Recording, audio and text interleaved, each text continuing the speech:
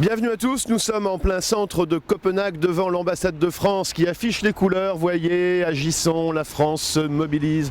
Et puis initiative française également, une exposition organisée avec le collectif Argos, vous en faites partie, Laurent Veil. Quel est le sens de cette exposition consacrée aux conséquences humaines du réchauffement? Prendre position sur l'impact humain est absolument nécessaire aujourd'hui puisque des millions de femmes et d'hommes sont touchés d'ores et déjà par les conséquences du réchauffement climatique. La France prend position sur cette question, c'est absolument nécessaire. Les conséquences aujourd'hui sont multiples, que ce soit économique, que ce soit des problèmes d'adaptation, mais aussi la perte du territoire, de la culture et notamment les migrations futures. Nous sommes donc à l'intérieur de l'ambassade. Bérangère Quincy, bonjour. Vous êtes l'ambassadrice de France au Danemark. On a vu l'objectif de cette exposition, mais plus globalement, que fait la France? Qu'est-ce que vous avez prévu pendant ce sommet de Copenhague? On a voulu profiter de la localisation exceptionnelle de l'ambassade sur une des places les plus passantes de Copenhague pour montrer l'engagement de la France. Et on a voulu le faire aussi en partenariat avec une institution européenne qui est notre voisine, l'Agence européenne de l'environnement, et l'Académie des Beaux-Arts danoise, l'Académie royale des Beaux-Arts danoise, et l'espace d'exposition Kunsthal Charlottenborg. Donc on s'est mis à trois autour de la place pour alerter sur les conséquences du changement climatique et aussi pour offrir des espaces de débat et montrer aussi quelles étaient les solutions applicables. Alors, vous avez vous-même travaillé dans de nombreux ministères de l'environnement en France, c'est quelque chose qui vous intéresse d'un point de vue personnel, et vous avez pris des initiatives ici dans l'ambassade qui a un bâtiment particulier quand même.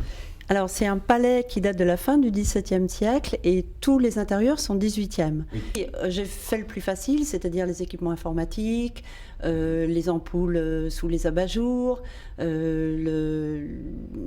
l'installation d'un système contrôle-commande, la modification des comportements. Et puis je me suis heurtée à un problème très spécifique, c'est comment est-ce qu'on éclaire avec des ampoules basse consommation, des lustres anciens et quelles technologies sont disponibles aujourd'hui sur le marché.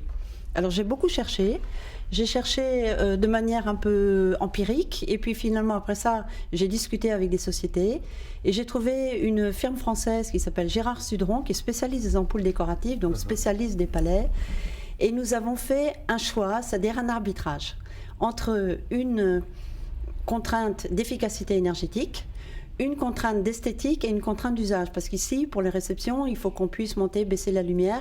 Et je voulais montrer qu'on pouvait lutter contre le changement climatique sans compromettre sur ses objectifs et ses intérêts. We are watching you. You know what to do. The number has been set. Pay the climate debt.